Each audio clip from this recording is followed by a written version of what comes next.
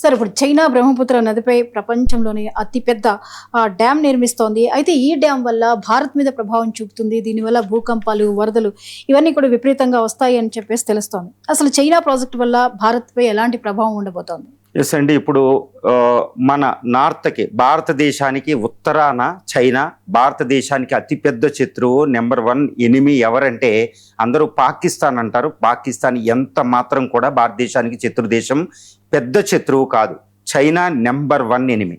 ఇప్పుడు చైనా భారతదేశానికి ఎగినెస్ట్గా ఒక అతిపెద్ద ప్రాజెక్టు నిర్మిస్తుంది. ఇది ప్రపంచంలోనే అతిపెద్ద ప్రాజెక్ట్. అంటే 3 గార్జెస్ ఆల్రెడీ హవాంగ్ హో రివర్ మీద కట్టిన 3 గార్జెస్ కంటే 1.5 టైమ్స్ అత్యధికం అనమాట.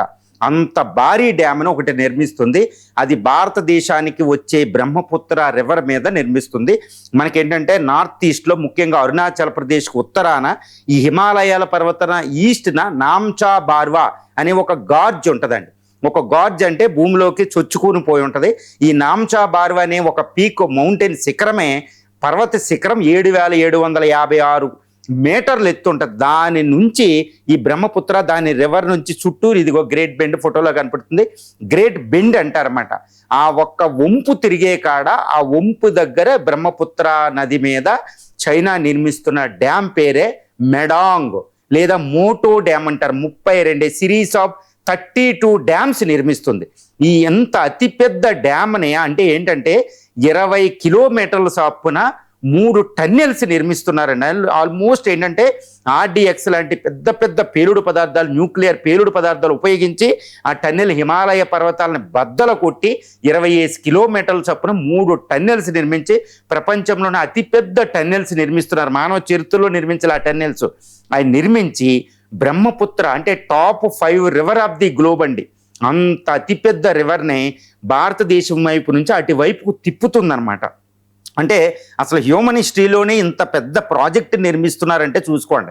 ఏంటి మన భారత మీద ప్రభావం అంటే ఒక్కటేనండి. నేను ఒక్కటే మాట చెప్తున్నా, భారత ప్రభుత్వం ఎంత మాత్రం క్షమించడానికి లేదు. భారత ప్రభుత్వం అవసరమైతే చైనాతో యుద్ధానికి వెళ్ళాల్సిన పరిస్థితి ఉంది అంటే దాని దుష్ఫలితాలు ఎంత తీవ్రంగా ఉండబోతున్నాయో చెప్పండి. చూడండి, ఇప్పుడు ఆ చైనా ఆ డ్యామ్ బ్రహ్మపుత్ర మోటో లేదా మెడాంగ్ కంట్రీలో మెడాంగ్ డ్యామ్ నిర్మించడం వల్ల భారత్ ఏంటంటే నెంబర్ 1 1000 సంవత్సరాల భారత భవిష్యత్తును చైనా లాగేసుకుంటుంది. కాబట్టి యుద్ధానికి వెళ్ళాలా లేదా అది మనమే నిర్ణయించుకోవాలి. 1000 సంవత్సరాల భారత భవిష్యత్తును, వచ్చే 1000 సంవత్సరాల భారత భవిష్యత్తును తీసేసుకుంటుంది. ఎందుకంటే 33% భారతదేశంలో మొత్తం నదీ జలాల్లో 33.6% అంటే 1/1 కంటే ఎక్కువ బ్రహ్మపుత్ర రివర్లో వస్తుంది. అది అక్కడికి తీసేసుకుంటున్నారు వాళ్ళు. అదే అనమాట. అది బీజింగ్ వరకు గోబీ డిజర్ట్ని సస్యశ్యామలం చేసుకోవడానికి చైనా ఉపయోగించుకుంటుంది. దానికి అంత రైట్ ఏ చట్టం ప్రకారం, సహజ న్యాయ సూత్రాల ప్రకారం అది లేదు. అది మనల్ని నాశనం చేసేస్తుంది. ఆ డ్యామ్ నిర్మించడమే భారత భవిష్యత్తుని తీసేసుకోవడానికి. ఇక రెండోది ఏంటంటే ఇప్పుడే చైనా మార్నింగ్ పోస్ట్లో కూడా జియాలజిస్టులు వార్నింగ్ ఇచ్చారు. ఈవెన్ చైనా పేపర్లో కూడా అక్రాస్ ది గ్లోబ్ భౌతిక శాస్త్రవేత్తలు అంటే జియాలజిస్టులు, సైస్మాలజిస్టులు, జియోఫిజికిస్టులు కూడా వార్నింగ్ ఇస్తున్నారు. ఏంటంటే చైనా ఆ డ్యామ్ని నిర్మించడం వల్ల భారతదేశంలో భూకంపాలు, ప్రళయ భూకంపాలు రాబోతున్నాయి. నెంబర్ 1. ఈ తర్వాత ఈ భూకంపాలు ఎంత డేంజరస్ వస్తాయంటే మనకు ఒక్కసారి పాతకాలానికి వెళ్ళాలి. 1950లో 8.6 మ్యాగ్నిట్యూడ్ మీద ఎర్త్క్వేక్ వచ్చింది. 1500 మంది చనిపోవడం జరిగింది. తర్వాత 1897లో ద గ్రేట్ అస్సాం భూకంపం వచ్చింది షిల్లాంగ్. అక్కడ కూడా 2000 మంది దాకా చనిపోయారు. అది ఆల్మోస్ట్ 8.2 మ్యాగ్నిట్యూడ్ తోటి వచ్చిందనమాట. చాలా డేంజర్. 1988లో, 1984, 1954, 1943, 1941, 1930, 1923 ఇలా ప్రతి 4-5 సంవత్సరాలకే ఒక తీవ్రమైన భూకంపం వస్తుంది నార్త్ ఈస్ట్లో. ఇక్కడ డ్యామ్ నిర్మించడం వల్ల ఈ భూపలకాలు ఫాల్ట్ లైన్ ఇంకా ఎక్కువయ్యి ఇంకా భయంకరమైన ఎర్త్క్వేక్లు ప్రతి సంవత్సరానికి ఒకేసారి వచ్చే అవకాశం ఉంది. ఎందుకంటే ఈ యొక్క డ్యామ్ రిజర్వాయర్ వెనకాల కొన్ని కోట్ల క్యూబిక్ ఫీట్స్ యొక్క రిజర్వాయర్ని అక్కడ నిర్మించబోతున్నారు. ఇది భూ పొరల మీద భారంగా మారిపోతుంది. ఇదేదో మామూలు ప్రాంతం కాదండి. మామూలు ప్రాంతంలో కూడా ఎర్త్క్వేక్ వస్తాయి. ఫర్ ఎగ్జాంపుల్ మహారాష్ట్రలో కోయినా ఎర్త్క్వేక్ కోయినా రిజర్వాయర్ వచ్చింది. అక్కడ ఏమీ లేని గ్రానైట్ రాక్స్ మీద. అదే హిమాలయాలంటే ఈ బ్రహ్మపుత్ర రివర్ ఎక్కడ ప్రవహిస్తుందండి? బ్రహ్మపుత్ర నది ఇక్కడ చెముండాంగ్ అనే గ్లేషియర్ అంటే మానస సరోవర్ దగ్గర పుట్టి అక్రాస్ ది టిబెట్లో 2000 కిలోమీటర్లు ప్రవహించి ఇండియా వైపు తిరిగిద్ది. 2200 కిలోమీటర్లు. ఇది మొత్తం ఈ యొక్క బ్రహ్మపుత్ర నది సింధు నది మార్గం ఎక్కడుంటుందంటే ఇది according to plate tectonics theory ప్రకారం Indo Australian plate Eurasian plate కలిసే చోట రెండిట్లకి ఆపరేషన్లో డాక్టర్ కుట్లు కుట్టినట్టు అనమాట. సూచూర్ జోన్ అంటారు. డాక్టర్ కుట్లు కుట్టిన తర్వాత మిగిలింది. అలాంటి జోన్లో ప్రవహిస్తుంది అనమాట బ్రహ్మపుత్ర రివర్. ఎంత డేంజరస్ రివరో చూడండి. దాని దగ్గర చైనా నిర్మిస్తుందంటే భారతదేశంలో భూకంపాలు చాలా తీవ్రమైన అవ్వబోతున్నాయి. ఈ హిమాలయ నార్త్ ఈస్ట్ ఇండియాలో కూడా భూకంపాలు రాబోతున్నాయి. చాలా డేంజరస్. అంటే భారత్లో భూకంపాలు ఈ 5th earthquake prone zone, 6th, 5th, 4th జోన్లో ఎర్త్క్వేక్లు ఎక్కువ అవబోతున్నాయి. Not only in north east అండి. ఎంత డేంజరస్ అండి చైనా డ్యామ్ నిర్మించడానికి. ఎంత డేరింగ్ ఉండాలి దాన్ని నిర్మిస్తుంటే. భారతదేశం మౌనంగా ఉండడం ఇంకా విచిత్రం ఇక్కడ. ఇది ఒకటి.